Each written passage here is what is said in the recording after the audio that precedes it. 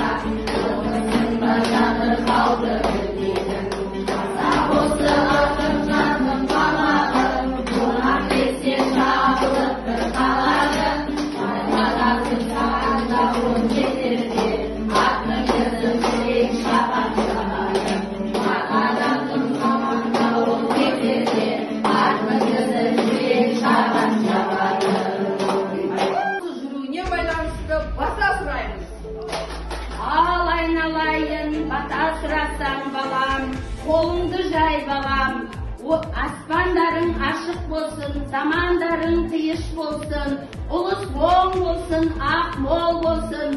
Қазақ тілі мен әдебиеті пәнінің бірлестігінің ұйымдастырып жатқан іс-шарасына Алла тағалам нәсіп етсін. Шәкірттеріміз үлкен белестерден көріне берсін. Қоңырманды оқиятамыздың әруағы қолдап, асулардан асуларға жетіп, сапалы білім, саналы тәрбие беріп, шәкірттеріміз бізді қуантып жүре берсін. Көшті ары қарай жалғаймыз. Сұлтан Махмұд ауылына рухани керуен бет бұрамыз.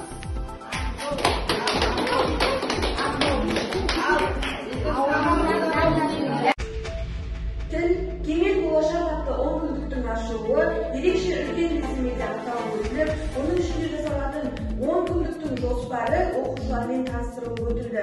Бұл 10 күндік аясында білімділер сайысы, танымдық сабақтар және де атаулы күндерге ерекше ден қоятындығы туралы мектептің пән мұғалімдері зейін қоя отырып атап өтті.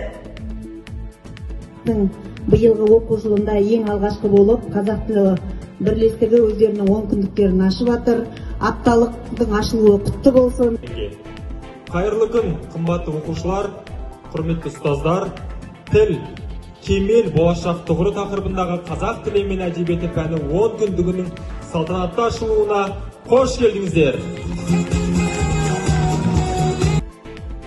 Құрметті Алаш ТВ арнасының көрермендері, арнамыздан ауыспаңыздар. Сіздермен бірге болған қазақ тілі мен әдебиеті пән мұғалімі Сүлейменова Әсия Ертайқызы. Ертеңгі кеш жаңалықтарында кездескенше.